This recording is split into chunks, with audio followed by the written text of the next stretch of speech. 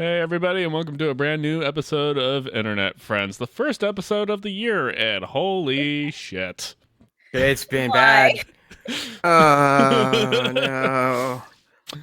I First, can't. we don't get the secret episode of Stranger Things, and then the very next day, a woman is murdered in the street by ICE. You gotta love it. While also doing Iraq War II, Venezuelan Boogaloo, or whatever we're calling this one.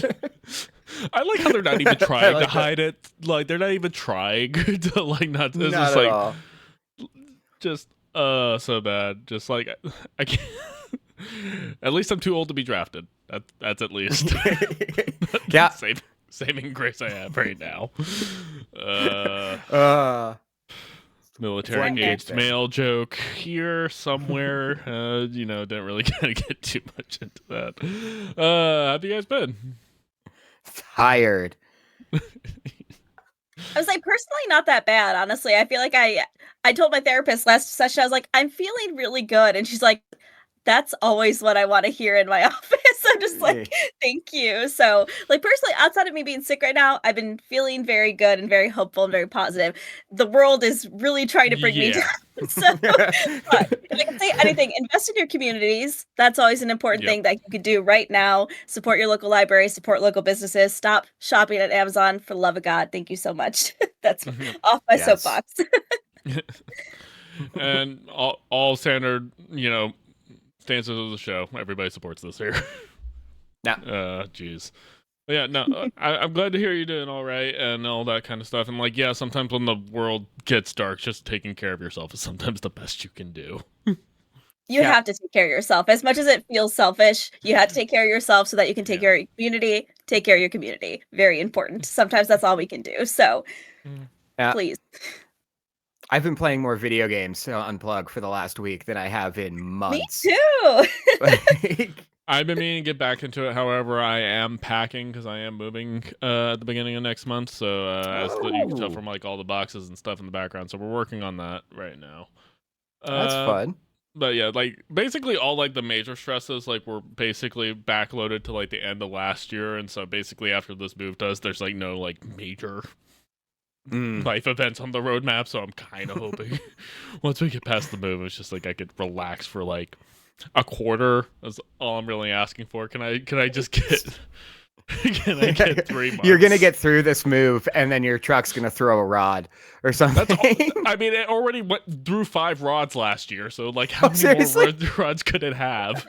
Not exactly that problem, but like the fuel pump started leaking. I cracked the cylinder on it. Battery died like twice on it. Just like, I'm hoping like all the things are run out, and I'm debating on selling it. The only problem right now is that my credit has tanked so bad from the last year because of everything that I was dealing with. That I was just kind of like, I already have a good payment and insurance rate on it. I kind of don't want to offload that. Don't want to fuck with that. Yeah, it's one of those things. So I was just like, let's just try to like let things ride. But yes, this year's trying to be a total financial recovery year. So we'll see how that goes for me, considering my spending power is only diminished over time. I would say nothing's affordable anyways. I went grocery shopping this week, and I was like, oh, I guess I'm getting like 3 things because that's all I can afford. Holy fuck. Yeah, yeah. I'm pretty much exclusively shopping at Aldi because it's the only place where like groceries are remotely affordable. Same. I'm living off of brown rice and sausage. Canned goods, baby. Yeah. I'm back to picking up the sale pamphlets that they give out at the front, and then going home and being like, okay, if I get this at this store and this over here, it'll be cheap. And I can do it. I can do it. Yes. Yep. I can eat this week. Oh yeah, no, I was just like, I could make this $10 like ride for the rest of the week. This is like enough like just like big breakfasts, and I just won't eat anything until dinner. That's fine. It's totally cool. But it's just like greatest economy in the world, everybody. Hey, once we get all that Venezuelan oil, we'll turn this ship around and then promptly bomb it. Twice. Yeah, twice. Those checks are coming in the mail, though, so don't you worry about it. True. We're all very true.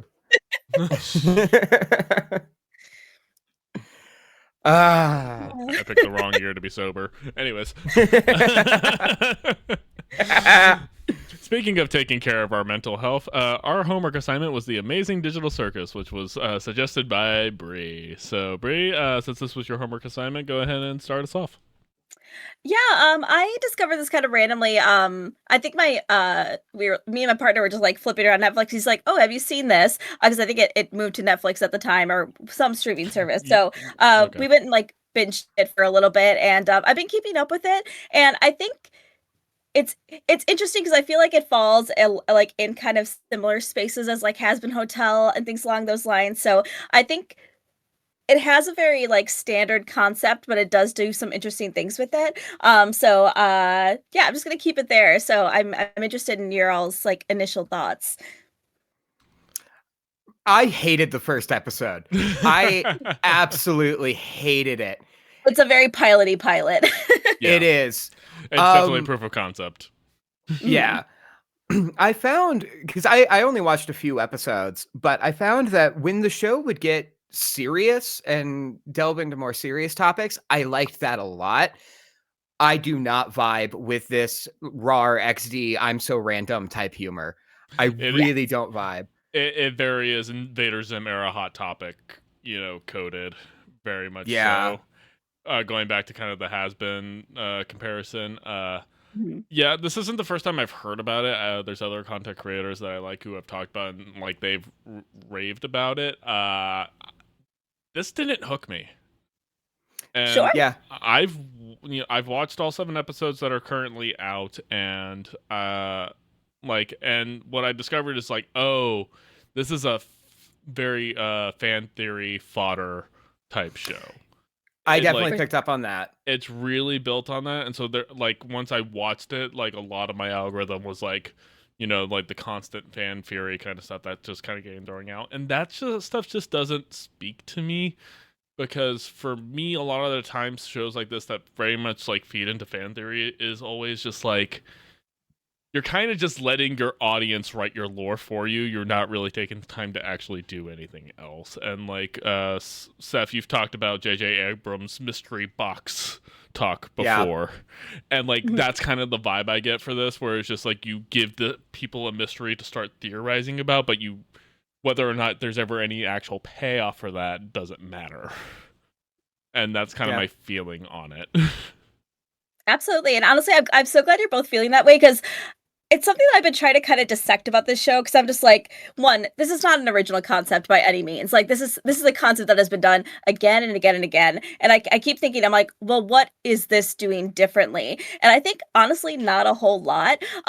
But to your point, I think when it does go kind of down darker, more serious routes, there's something interesting there. But to your point as well, Aaron, like, I will say I'm not like in love with this show. It's one of those things that like I will watch if it comes up in my recommended, but like it's not if the new episode comes out, but I'm not like, when the new season of Has Been came out, I watched all of it. Like I was really into it. Like that is more of a universe that I can dive into and get a lot into, but like this doesn't hook me the same way. I don't think it's bad necessarily. I think there's definitely something there. And I think there's also, I'm kind of interested in how far they could drag this out, because there's something here. It's just like how much longer can they draw this out to keep it interesting? And I'm like, to be honest, I don't think much longer, because we kind of monster thing. I think they're saying there's only 2 episodes left, at least in like the season, and whatever they're going to do afterwards is up in the air. Yeah. But yeah, I think the kind of main things with it is just like, one, I can't find a reason to care about any of the characters, and I think most of it has to do with just like they're not really giving us any context for who these people were in the real world, if there even is a real world, which is again goes into fan theories. I think one of the things that the show's doing with its themes that at least makes it more relevant than things that did it before is that it plays into a lot of stuff that's going on right now, especially with AI. Because that's a big thing where Kane, the circus leader, is like clearly obviously an AI and like behaves in the way like ChatGPT and stuff, where it hallucinates, it doesn't keep track of conversations, stuff like that. So like I see what they're doing in a lot of kind of the ways, but specifically the characters that I'm supposed to care about in this thing, they haven't found ways to hook for me. Like I don't really know enough about any of the characters, whether it's Pomni or Agatha, to really just like have a reason to like empathize with them, because they don't give you a lot about them. Mm-hmm. Well, and for me, there's I don't know a lot of the character names, but the bunny character. Yeah. That is a character type where, when done well, the sarcastic, only there for the chaos and for their own entertainment, when done well, is Angel Dust. It's Alistair. It's really fun. When done poorly, it's your worst, least favorite coworker you've ever had in your life. Yeah. And that's how I felt with that character in particular. It was every time he was on screen, I'm like, dude, just shut the fuck up and just go along with stuff. Yeah, and he's then coded to be like the edgelord character for the most part. And like, again, like going back to not caring about him, it's just like you make it obvious that clearly some kind of trauma was like the cause for them to be this way, but they never take the time to explain what that trauma was to you. Mm-hmm. Yeah. Well, and also a character that I really liked is the NPC that becomes self-aware in the second episode, the gummy crocodile. Yeah. And I liked how that kind of paralleled Pomni, how she's supposedly a living person brought into this and then having to deal with all of that. And then this NPC. And I was like, oh, I'm looking forward to seeing how, they killed him. Great. Cool. Awesome. Yeah. Yeah, I get that a lot. Honestly, I'd like kind of going back to like what makes this different. Something that's a little interesting to me is, one, I like that they seem to know their lives before this. They just specifically don't know their names, and they don't get to pick how they look in this world. That is something new. I think that is something kind of distinct. And honestly, that's some of the criticism that the show has gotten, that they've really only fleshed out a couple characters. We know a little bit about Pomni's backstory. We know a little bit about Ragatha's backstory. We don't know anything about Jax. By his own like devising, he really has not told us anything about him, although we've gotten glimpses of things about his past. The person that I'm the most interested in, actually, really quick, do you guys have a favorite character, one that you are liking? The gummy crocodile they killed in the second episode. No, honestly, the chess piece is growing on me. Kinger's my favorite too. Yeah. Kinger's good, and he's the one who has a lot more fan theories tied around him. Again, going from like the amount of fan theory stuff that I've seen. The one with the masks. Gale. Oh yeah. Yeah, like that's been the most relatable character at this point. Because like, your comedy mask keeps getting broken and you just cry all the time. Well, yeah, no. I'm heavily autistic and get very overwhelmed and have to mask like all the time. Yeah. What? Fair. Speaking of traumas, anyways. This week's my therapy session. Finally. So this is how capitalism is killing me this week. But no, I specifically like in the like third episode, the haunted housey episode, that like the chess piece. I'm not going to remember a lot of these names. I'm sorry. That's fair. The little bit of his backstory of like, yeah, he did have a wife in this world and she abstracted, and like the only time his head's really clear is in his last good memory with her, which is in the dark, and it's like heartbreaking and all. But there's also a line of dialogue where he's like, I went through 7 years of computer engineering or something for this, and it's like, oh, he may have not, because for a while I thought Pomni was the only actual person, but hearing that line, it was like, oh, he actually might have a little bit of a life, and now that he's more focused, he can remember some of it. Right. And a lot of that ties back with him talking about the computer programming. Like, I think the main theory is that like he was one of the main programmers who made the circus, and since he's been there the longest. Yes. Type That stuff. checks out. Again, these are all just little pieces in here, and like there's certain things where it's just like, and the content creators that I've watched who have talked about this show like acknowledge just like a lot of red herrings. Yes. Yeah. Which again goes back to the whole black box thing that I mentioned, where it's just kind of like, fan theories are nice, but at the end of the day, the creators can tell you to fuck off at any point, so don't get too attached to them. Well, there's a quote from an old Cracked writer where he was like, the hardest part about my job working at Cracked is that we'll spend weeks dissecting how long Bill Murray is in Groundhog Day, and it'll be like, oh, he's there for 1,000 days, and then the director can just come out and go, no, he's there for 2 weeks, and then that's canon now, and this 2 weeks of work that we did is gone. Yeah. Well, it also goes back to like other things that other directors and writers have done in the past, where they'll even like retcon their own stuff because there's enough fan, stuff behind it. It's just like, oh yeah, Dumbledore's gay. I've written literally nothing to suggest that, but I'll just say it here in an interview just to appease people. Also, trans people aren't real. Yeah. Real quick, I remember when that happened, when she came out and said Dumbledore's gay, and it was like the everyone hated that banner just appeared over my head. Yeah. Everybody I knew hated that. Yeah. You can't do that. No. Everyone with different reasons to hate it too. Yeah. It's the Will Byers from Stranger Things. Another reference. Neither of you get. Hey, I had to talk to somebody for an hour plus about that finale. There's a lot going on here about that. But yeah.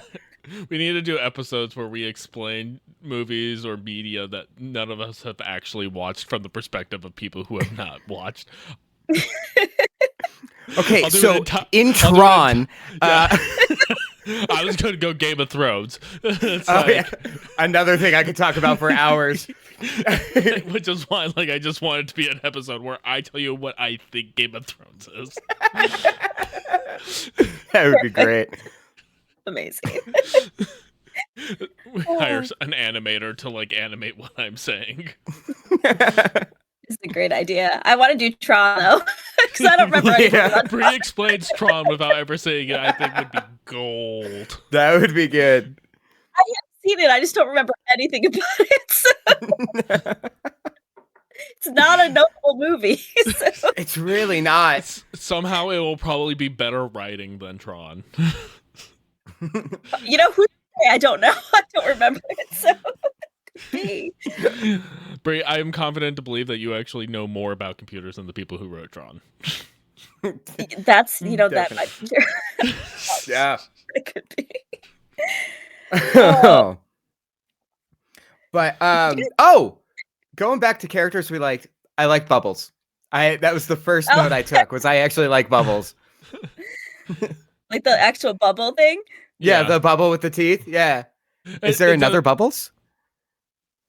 I didn't know their name was Bubble. It didn't even occur to me, but that makes sense. Yeah, no, I believe King does refer to them as Bubble, but yeah, good comic relief character. Yeah. Just seems to have no context of what's going on. It's just kind of there for gag, quick, let's go. Yeah. That's funny because I really thought that was kind of more like a lull to random kind of humor a little bit with Bubble, but it's yeah.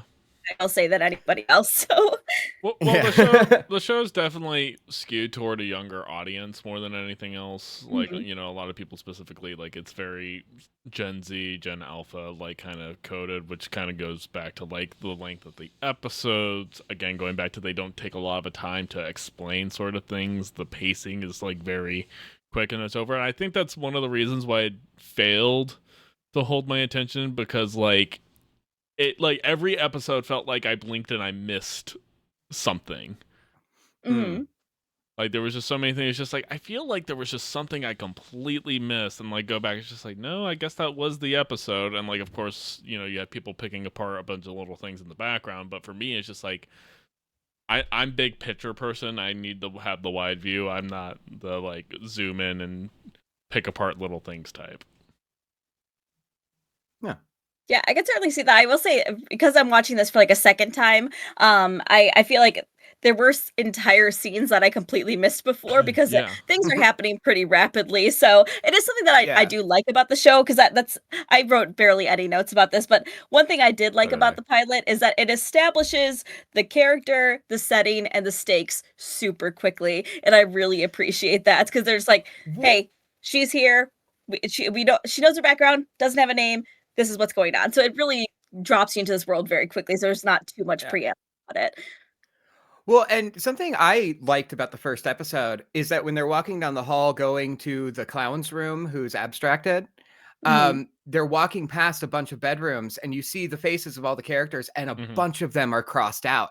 And that immediately is like, oh, there is so much more happening here, because I just assumed it's a digital world. These are the characters that were created for it. Oh no, other things have been happening. And this world definitely does feel lived in, which can be good and a complaint, where it's like, there is so much here that I am just not privy to. Yeah, I do think they did do a good job of, like, it is, like you said, a lived in world, and like there is the things to pick apart to go into and see. It's just one of those things where it's just like on first viewing, like most of us probably approach it for, again, it just feels like so easy to miss some of those things, and like, again, what's a red herring and what's not. No. Excuse me. I was going to say, you mentioned the spooky episode. I think that is one of my favorite episodes, especially early on, just because you do get that deep dive with Kinger. He is my favorite character just because he has a lot going on for him, and you could see the tragedy of him, but he still cares a lot about everybody else and still guides a lot of the other characters. And I think that is kind of where the show fails a little bit, but I'm going to give them a little leeway just because I can't imagine how fucking long this takes to make. I think it's kind of the issue that like Vivzy Pop is having with Hell of a Boss right now. They haven't put out an episode in a year. So because it is so hard to put all this shit together. And also a quick sidebar. I love that you may know this already, but the voice actor for Jax the Bunny is Angel Dust, original voice actor. Really? So hilarious. Because they are these voice actors. So. I thought they sounded awesome. very similar. Like literally, like listening to it, it's just like I feel like I've heard these voice actors, but they're not quite. And I guess like in Angel Dust, like I hear more of like the current voice actor more than I hear like the original voice actor, because of, obviously there was only a pilot episode that he was correct. on. Yeah. I've definitely heard Pomni in something before, and Ragatha. Yeah, no, those are definitely the ones I've heard. I feel like I've heard Kane somewhere else before, but then again, that's a very cartoony character, so... Yeah. It does have the Saturday morning cartoon vibe to it. It reminds me... It really does. It does remind me of the old, like, kids WB days, where, like, you had a lot of the more, like, zany Warner Brothers characters running around, as opposed to, like, something like... in comparison, like say Nickelodeon, and like we said, like a lot of this is coded and specifically directing toward like the hot topic kids, to say the least. Seeing kids are back, baby. Oh yeah, we won. Hey, Hot Topic selling studded belts again. Oh god, I was in a Hot Topic recently, so by request from my wife, because she needed me to pick up a specific kind of jewelry for an event we were going to.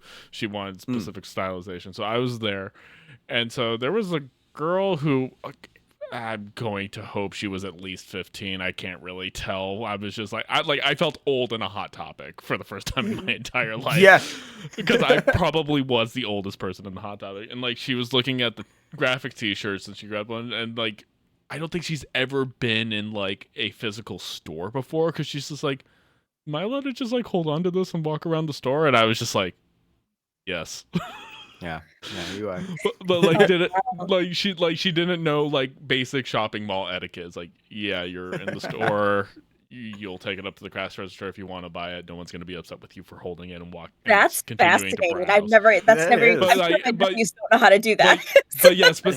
Specific. But like it's just like she was really young.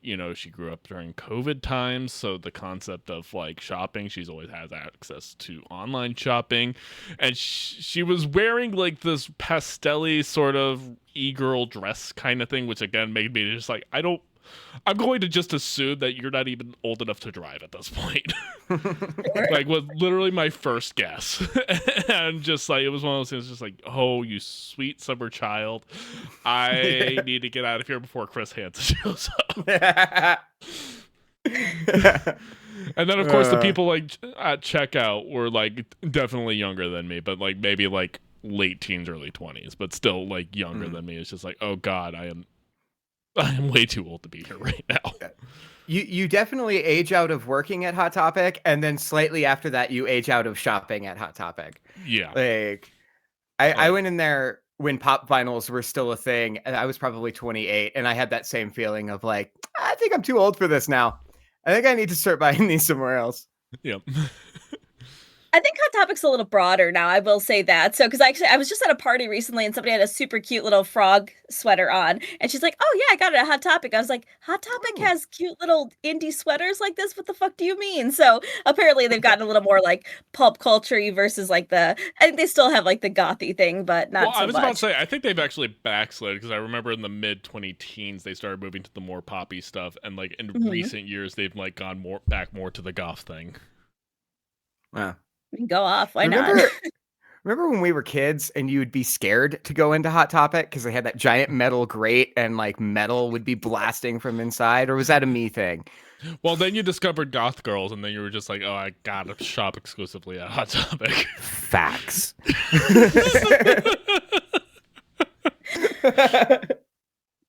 Man, that's making me feel very old because I'm like, man, I guess people don't have the experience of like their parents dropping them off at the mall and you just hang out at the mall for a bunch of hours. Like that's not a thing. That was my middle school years. Like literally, it was like Saturday. It's just like you got your parents to drop you off at the mall and like, okay, I'll come pick you up when I'm done. And then like maybe a couple of your friends managed to also show up and hang out or something.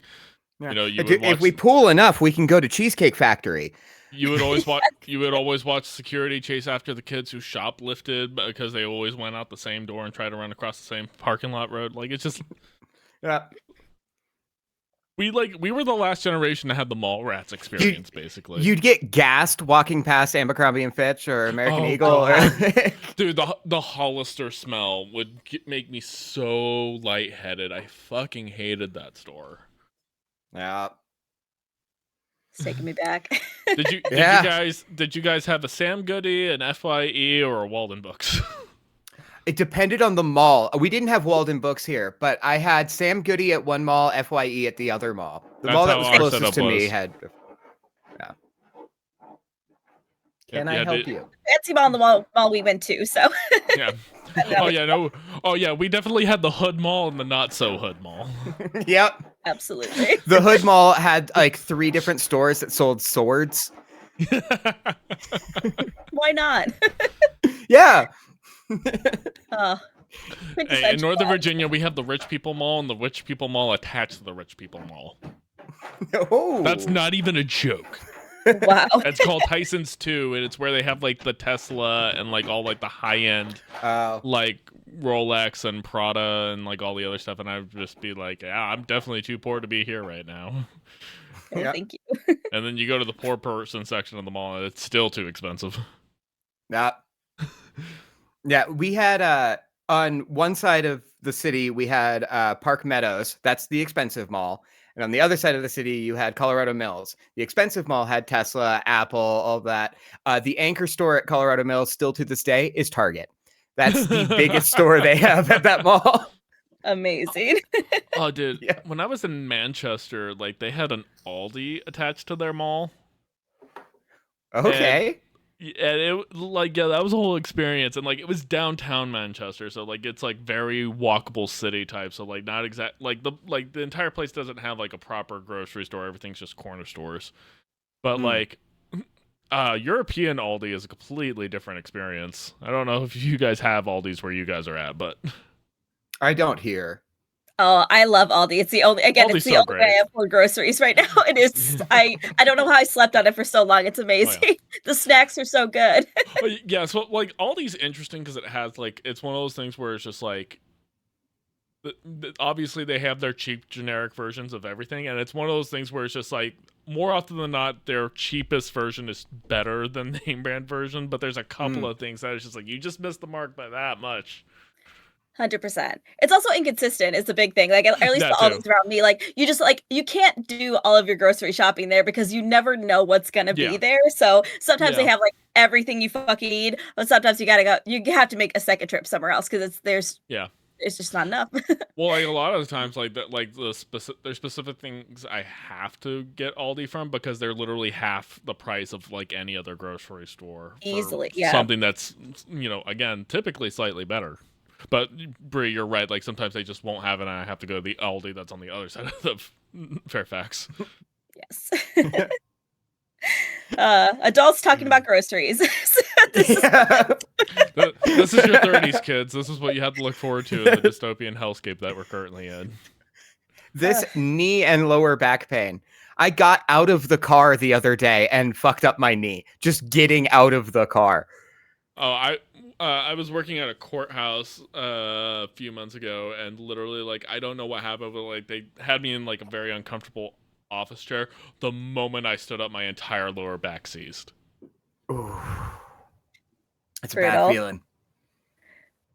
I always sit crisscross applesauce because I'm a neurodivergent and this is the only way I can exist. And let me tell you, the older I get, also that, the older I get, like it's harder to unravel myself from that position. Yeah. But I'm like, I'm gonna keep doing it because it's the most comfortable. So. I feel that. I feel that. Have you looked into those chairs that are specifically so that you can sit? I really want to get. They're so expensive. They are. Emily got one for her office at work. Literally, she has like one of those chairs. I want one too. They seem nice, but yeah, I don't think I've seen any of them under like $400, and I'm just like, that's just so much more expensive, just in general. They are. It's wild. And this shitty IKEA chair, and I could sit crisscross in this just fine. So. That's the cushion on this one's held together with duct tape. Yeah. That's the only thing keeping this alive. Yeah, the old gamer chair I had, which you could probably see on like past episodes I was in, like I literally removed the armrest on it just so I like would stop getting in my way. Mm-hmm. Yep. And then it just got to the point where it's just like there is no more cushion. I can actually feel like the base plate. Also, fuck Wayfair.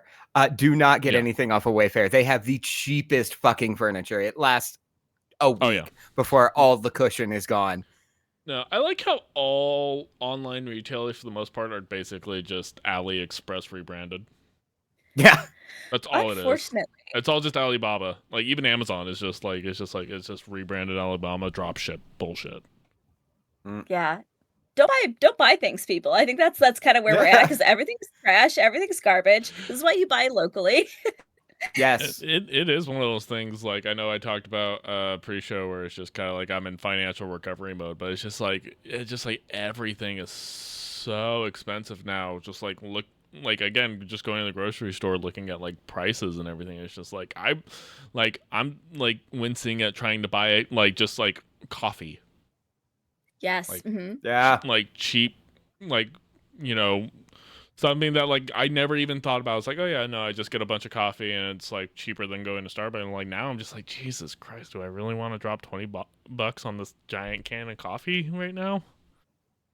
Yeah. It's so brutal. I always buy like, which I know is like a convenience thing, but I'm like, I know my life. I don't have time to like buy a bunch of fruit and cut it all up. I'm not going to do it. It's going to sit there. It's going to fucking rot. So I got pretty comfortable buying like the pre-cut fruit because I'm like, yeah, is it a little more pricey? Yes. But will I eat it? Fuck yeah, I will because it's already good to go. I noticed I went to Meijer the other day. They usually have like these big containers that are like $8 and you get like a salad. They have now shrunk those containers down to literally this size, and they are the exact same price, like $9 for this tiny bowl of fruit. Like, I guess I getting scurvy. I can't have fruit anymore. Yeah, it's just like who needs vitamin C anymore? Can't afford it. So no.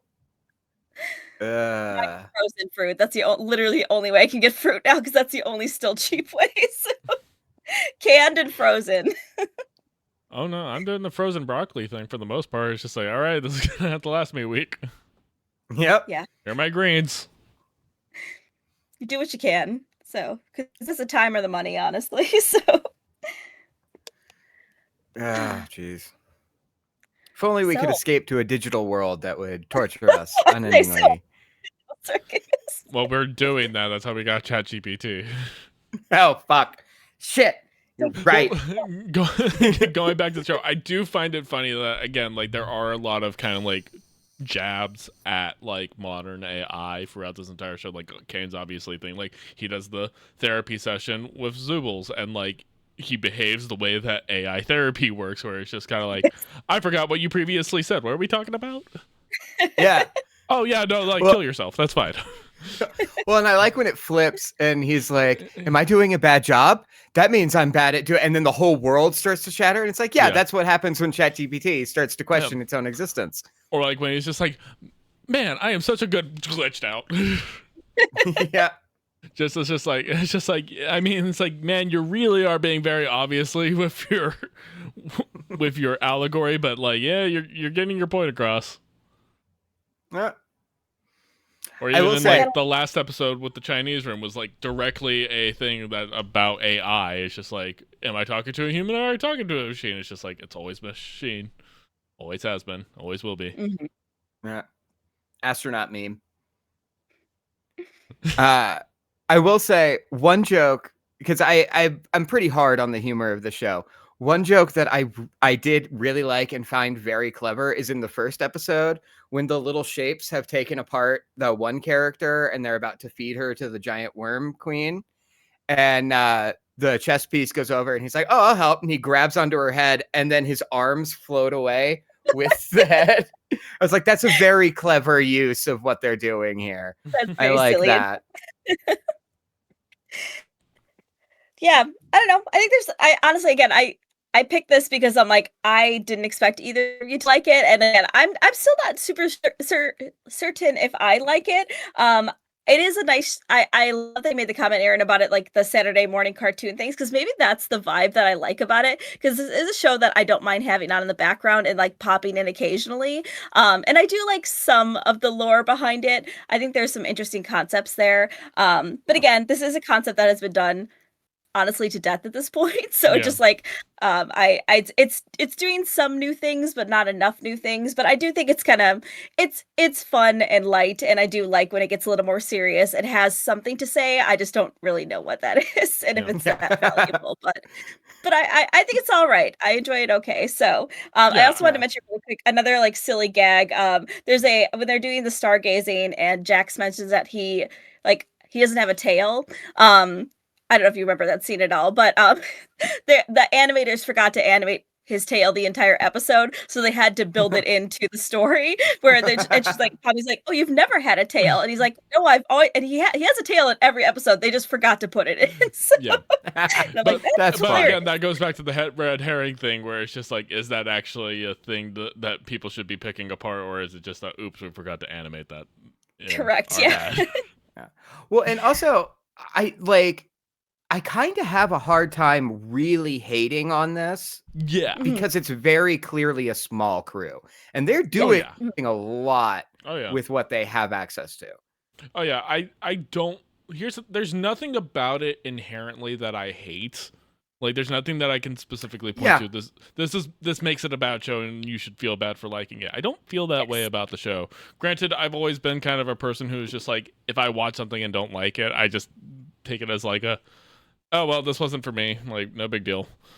But type person. I'm not one of those people who's just like, yeah, I'm very bad at internet discourse because I should just be like, this thing's bad and trash, and you should feel like trash for liking it. But no, like, there's nothing about, like, everything about it's well made. The animation's really, really good and impressive, especially for how small the team it is. The voice acting, I think, is very spot on and done very well.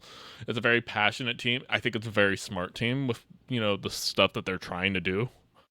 Especially on the writing side. It's just I just don't feel hooked. I don't feel the need to, like, I'm not at the edge of my seat waiting for the next episode like a lot of other people are.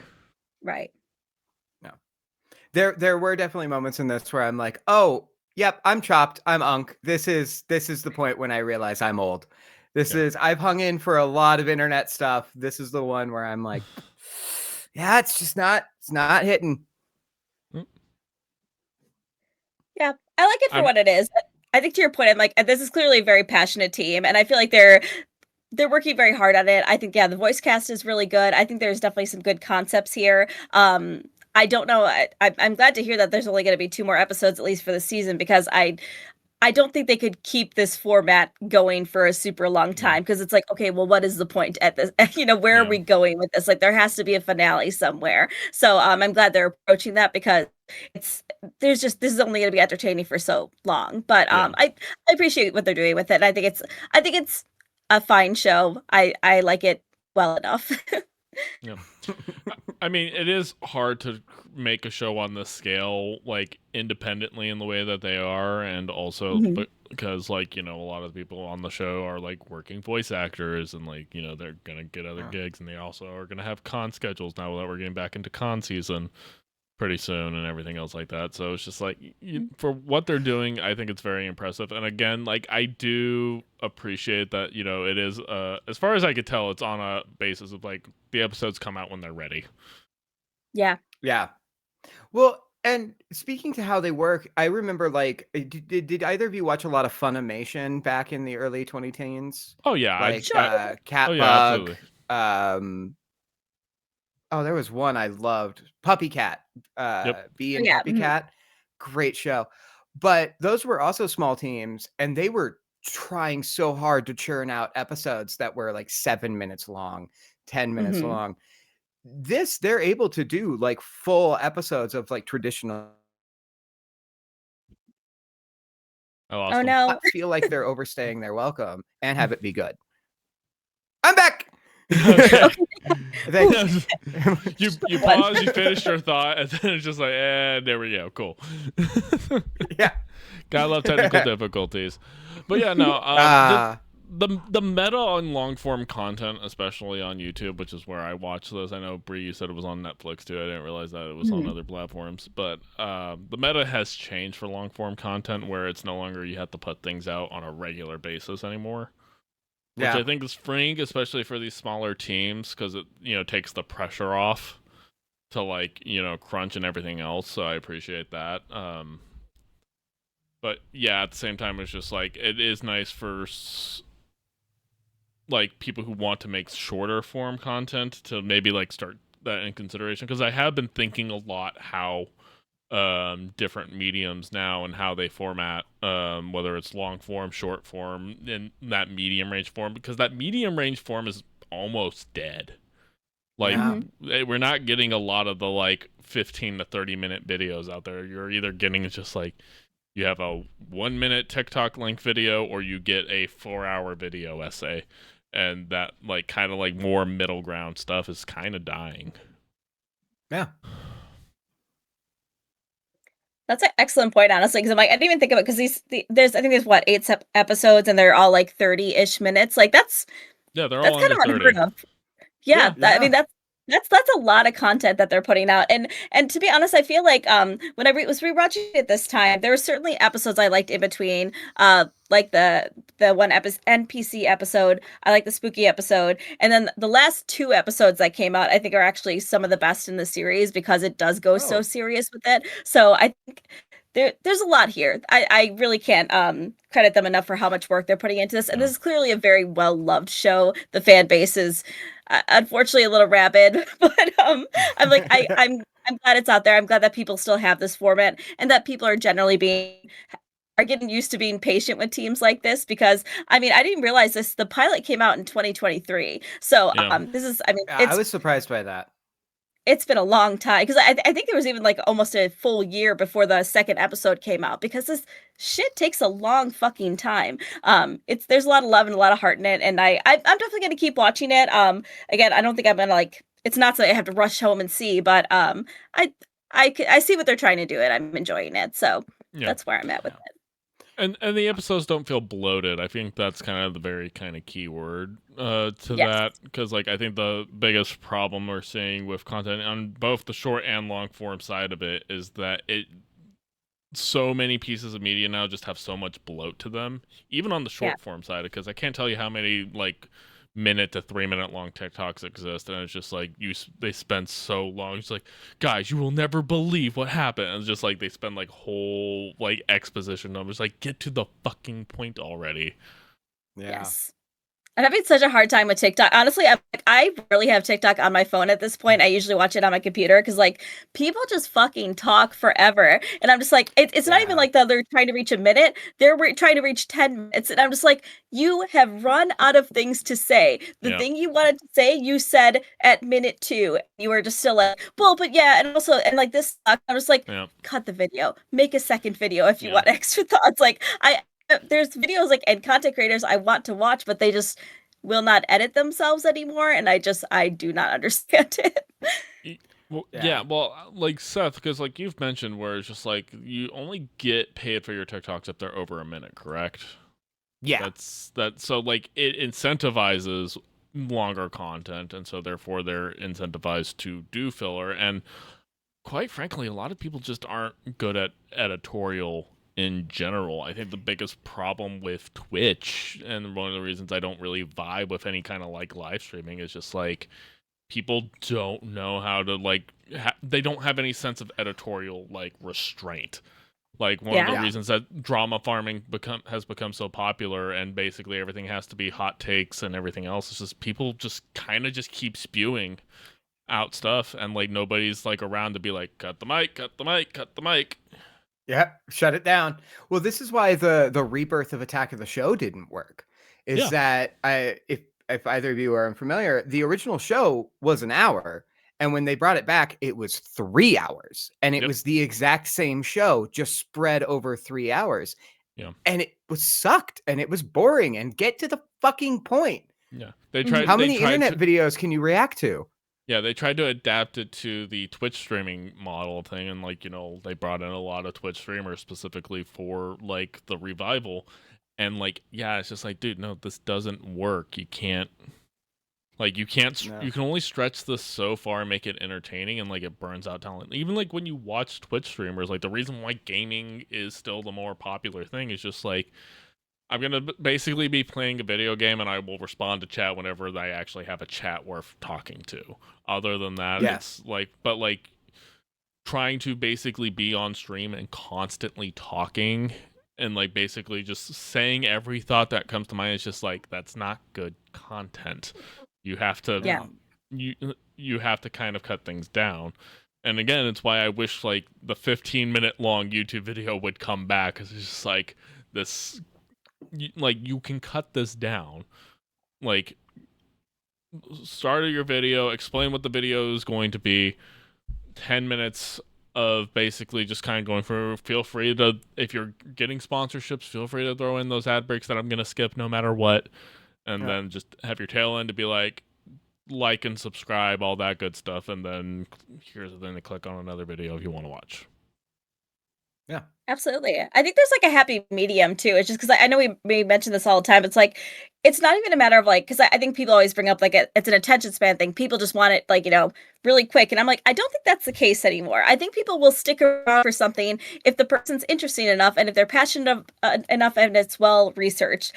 Jen Nicholson is always like my prime go-to example, because Yes. I have watched that like 4-hour fucking Star Wars Hotel thing many times. It's a great fucking video because it's so like, good. yeah, it's so well researched, and she's interesting and entertaining, and she edits in all the right, like I feel like there's not those kind of content creators anymore, at least not a ton of them, because people just like, to your point, like don't know how to self-edit themselves anymore. I'm like, yeah, you can be interesting sometimes, and maybe you're interesting for 5 minutes, and you need to like recognize that about yourself and not fucking ramble. Not everyone is meant to talk for that long. Not everyone could be Jenny Nicholson or Drew Gooden or whatever, because this is a craft that they've honed, and I think that's like there's something being lost along that, and I hate it. I hope like Eddie Burback gets long for me sometimes. There are some, and he does long videos, and I think he's entertaining. I think he's funny. Even I'm like, dude, okay, did this one really need to be an hour? Like, Yeah, it's very hard to strike that balance. As somebody who's done a lot of editing and their kind of work and a lot of time writing, it's just like, okay, here's how your flow has to work. You have to make very clear what your video is about at the beginning. You have to get to the point. You have to stay on topic, and you have to stay on structure. Yeah. And like that's, and I was just gonna say, and there's some people who think, oh, it's just like, well, I have to try it out and make sure people watch all the way through. It's like, you have to make it to where basically if somebody clicks off of your video within the first like 3 minutes, that they at least got the point. Yes. Yeah, they saw where you were going. And that's a good point, though, because we all have edited a lot. We cut our teeth on YouTube when it was that 10 to 15 minute length. So that was the environment that we were like, oh shit, no, I went to 16 minutes. I gotta find another minute to cut. It's like I gotta tighten this somehow. Yeah. I think also the problem is the meta for starting out as content creators now, and especially for the younger audience, is Twitch style stuff. So basically it's clip farming. It's I will spend 4 hours a day streaming, and then me or somebody else will cut it into the good parts later that will hopefully get picked up on other platforms. And that's Hi, Hassan. Oh god. He's hot though. You consider he is that he's very hot. He is very attractive. It's okay if you're that hot, you know? Yeah. Again, I mostly just get tired of the rage bait. I'm just like, I'm so exhausted. So exhausted. Yeah. Rage bait is hard. Yeah, it's I mean, Aaron, you brought this up a little bit earlier, but I think honestly the thing that kills me the most is like if I am 3 minutes into your video and you have not even brought up the topic that we are talking about, I am so fucking irritated because I'm just like, you made me click. This is a topic I'm actually super fucking interested in, and I really wanted to give this new creator a chance and watch their video, but you are fucking yammering on and on. I'm like, I think we can go, off the rails with like people having main character syndrome. It's just like, I don't care that you and your sister went to a vacation and blah, blah, blah. I'm like, talk about that later in a different fucking video. Talk about the subject for the love of God. I don't even know if you guys noticed, but when we do this podcast, like we do like the first like couple minutes of intros, and even I start going, it's just like, you got to get into the top. You got to get into the homework. Yeah, we got to get into it. I'm just like, oh, and I gab on this show, especially in the opening few minutes. I'm a problem. But it's okay because we're bouncing off of each other. It's not a like, hi, let me try to make myself sound so interesting and everything. Because like, obviously, oh no, it's absolutely that for me. Oh yeah, obviously. Which is why we have to tell you to shut the fuck up. Yeah.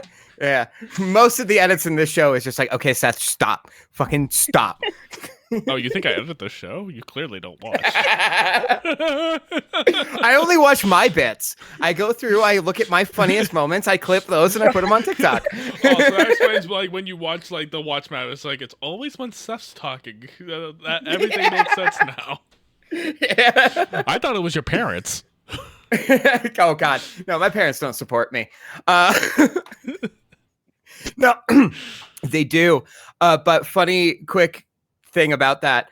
I have told my dad about the work that we did at Comic-Con so many times. He refuses to like dedicate it to memory. And I'll be like, no, this is a comic book. I'll be talking to him about whatever. And I'll be like, yeah, we actually interviewed the artist for this comic book. And he's like, you did interviews? I'm like, yeah, Dad, I've shown you the videos. I feel like that's kind of a universal millennial experience of just like, it's like, how many times have you had to explain to your parents what you do for a living? So much. That's fair. and people watched this. And how did they find it? It's like, well, they don't, but one day. It's like, look, I was delusional, but it's fine. They still gave us press credentials. That's what matters. That's how we were official. Truly. MaxFest is going on right now in my neck of the woods. I'm still trying to see if I can somehow work my way into press credentials again for that. That'd be cool. Yep. That's pretty good one. Proto Men are right there tonight. That's right. Yep, that's dropping. We'll talk about that a little bit later. Yeah. But yeah, MagFest, it's a convention, mostly gaming related, but it's also like a big music festival for like a lot of nerd artists. specifically. So Oh, like, fun. they'll do like LAN parties and like video game stuff during the day, and then at night they basically just overnight concerts, and it's at National Harbor, which is just like right across the Potomac from DC. Super fun. I know of it because Continue used to go a lot, and they would Oh, yeah. talk about it on their show. Yeah, no, there's a lot of creators that I watch that are actually over there right now. So if I wanted to go full soccer, I could. Do it. I won't. Do I it. won't. It was like, we can't have another VidCon incident, Seth. Which one? Why do you think I said another? That's true. Another one. CES just happened. I guess Oh. there were a lot of vibrators there. Oh yeah. Fun. All I've seen is like the NVIDIA stuff where it's just like they've gone full in on the AI chips. It's like, so this is how we're wasting your water this year. Yeah. The worst. Oh, my favorite is Notice just like, we're my gonna be powering so many robots. Yay! My favorite thing about the show is that we get a good solid 5 minutes of joy and happiness, and then someone says something to just And that's like completely ruin it. capitalism, right? Fascism. Yeah. Hold on. I know we're having fun. Capitalism. That's right. I can't afford groceries. I just want to rant about CES because it's supposed to be the consumer electronics show where basically they unveil technology that is never going to be affordable for consumers or even come to market. Yeah. Like, when was the last time there was a thing announced at CES that actually like became an actual product you could buy? Honestly, the first thing I thought of is a phone from 2010. Yeah. That was the last time I saw anything at CES that came to market. And I know because I had that phone. What was that? Did you say vibrators though? Vibrators can come to market. Yeah. Maybe that's That's true. They do come to markets, that's for sure. Yeah. They sure do. Bree, please stay away from mine and Steph's DMs. Done and done, baby. You know I ignore those. That's true. She never texts our group chat. She She only leave in the night and then leave. she basically she checks for cute animals and Pokemons, does not open anything else. Yeah. Drops Yeah. an occasional LOL and then leaves. Yeah. Never can be seen. It's like cry laugh emoji, bye. Yeah. Which is literally 90% of the messages I get from Seth is literally him cry laughing the things I send him. Because I want you to know that I've watched the stuff you send me and that I appreciate them. And see, I just chuckle at the things you send me and then never respond. Yeah, but that's how our relationship goes. And it's how it's been for 15 years now, 16 years. Well, I know being left unread is your love language, so it's fine.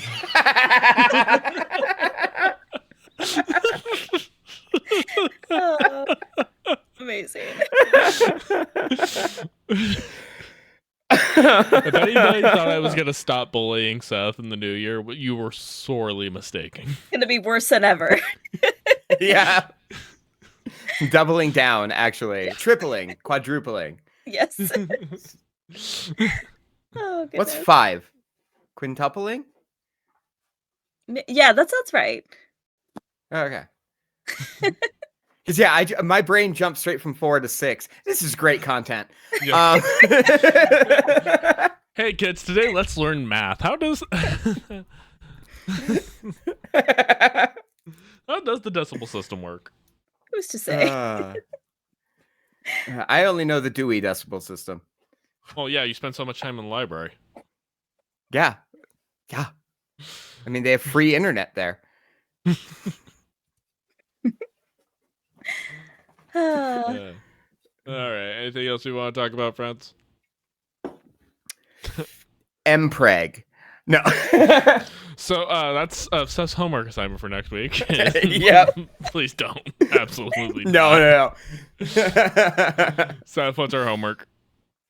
I have 2 options for you both. One is because a new movie in the franchise is coming out in the next couple weeks, and I'm excited about that.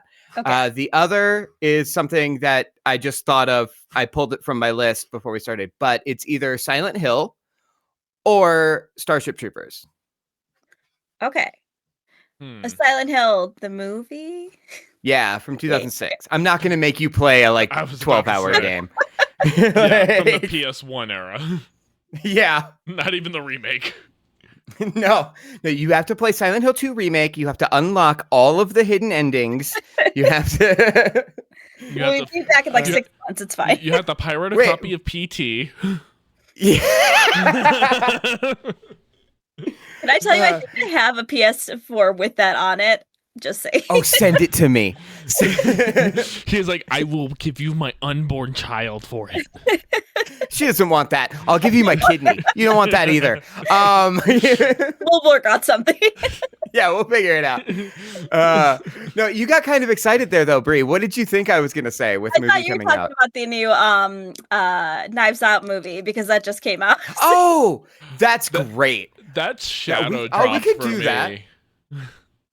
We could It's do your, that. it's your homework. So No, I'm okay with that. Like, I'm soft on Silent Hill. Well, I'm always hard on the nurses, but I'm soft on Silent Hill as a topic. Really? But I thought you were more of a Pyramid Head guy. I'm both. I go both ways, good sir. My sexuality. I'm bisexual. I'm attracted to the nurses in Silent Hill and Pyramid Head. Pyramid Head. But no, if you guys want to do Wake Up Dead Man, we can do that because that's my favorite film train for yeah, if you guys want to do that, I'm completely open to that. Yeah. yeah. I'll probably rewatch Knives Out and Glass Onion just as a refresher, even though I know I probably don't need to for them, but like at least get back into the headspace. Yeah. I didn't mean to hijack your fucking homework assignment, but no, it's totally cool. Because like I'm the only person I know who's seen it, and like I want to talk about it. Like so I yeah, said, absolutely. It completely shadow dropped for me. Like I didn't even realize it was coming out, and then I started seeing content about it, and I was just like, oh shit. Scroll off. Mm-hmm. Yeah, get away. Get away. Get out of here, spoilers. I get it. Everybody's horny for Priest again. Get out of here. Yeah. So yeah, Wake Up Dead Man. That's the next one. Hell yeah, let's Awesome. do it. Sounds good. Well, that will be our homework assignment for next time. And so until then, you can catch us on our social medias. I'm TCK Media Productions. You can find Rakunaloon herself. And there's also That's F23, probably, saying fuck ice on TikTok. Yeah, because that's going to change things. Yeah. Well, they might shoot you. That's true. Oh my god. Anyone.